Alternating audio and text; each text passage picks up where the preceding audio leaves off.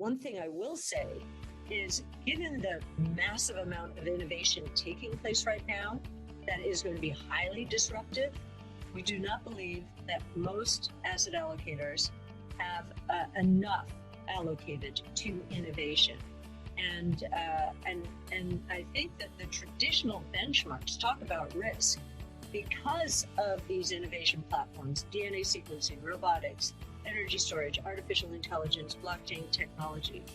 Because those are going to rip through the traditional world order and disturb it mightily, that those benchmarks are probably where we're seeing the bubble today.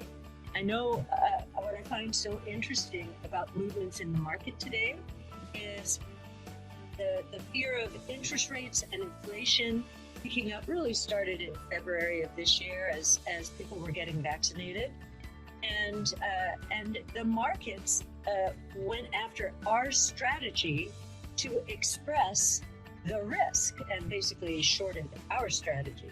What I find so interesting about this is that the market's multiple, broad-based market, so S&P's multiple on next year's earnings is at 24 times. NASDAQ's is at 31 times. These are near record highs, except for the tech and telecom bubble. If inflation is really the risk out there, why isn't the entire market's multiple coming down? I remember when I started in the business, late 70s, early 80s, Art introducing me to Capital Group on the West Coast, and I'll be forever grateful. Back then, I think by the end of the bear market in 1982, the market's multiple was down to 6. I just mentioned that we're up to 24 on that basis right now.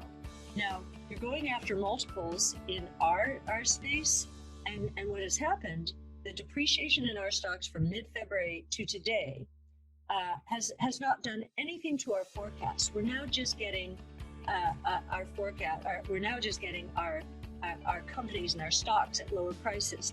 So in mid-February this year, as we did our 5-year forecast, and we assume massive multiple compression during the next 5 years to something like FANG multiples, EV to EBITDA in the 18 to 20 range. When we did that in February, at the peak of our strategy, the compound annual rate of return we expected from our portfolios was roughly 15%. Today, doing that analysis, some of our projections have increased. The compound annual rate of return we are expecting is close to 40%. So in February, we were expecting a doubling over 5 years. Today, we're expecting nearly a quintupling over 5 years. So I think the platform that has been hit the hardest in this correction is the genomic revolution. And the reason is many of these companies are losing money. We're in this is a movement in its infancy. And I think the most exciting thing is we can now isolate mutations in and among our 6 billion bits of code in our genome. So 3 billion base pairs, 6 billion bits of code. Until recently, we could not isolate those mutations. Mutations are the earliest manifestation of disease. And now what we're beginning to understand is the convergence between and among DNA sequencing, artificial intelligence, and CRISPR gene editing, as well as other gene therapies, is curing disease. We have functional cures now for beta thalassemia, sickle cell disease, ATTR. Now, these are blood-related diseases, but the companies involved are now focusing on some of the most complicated diseases like diabetes.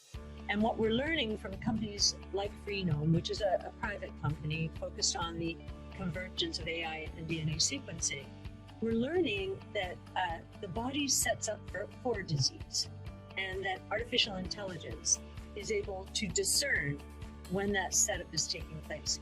So wouldn't it be wonderful to discover cancer in phase 1 or stage 1, or maybe even before it starts, before the cells start replicating? So the genomic revolution fund that we run has been hit very, very hard this year. Now, it had a magnificent last year, up 180%. I think it's down 35% this year. We're probably more excited about that opportunity in terms of how it's going to transform lives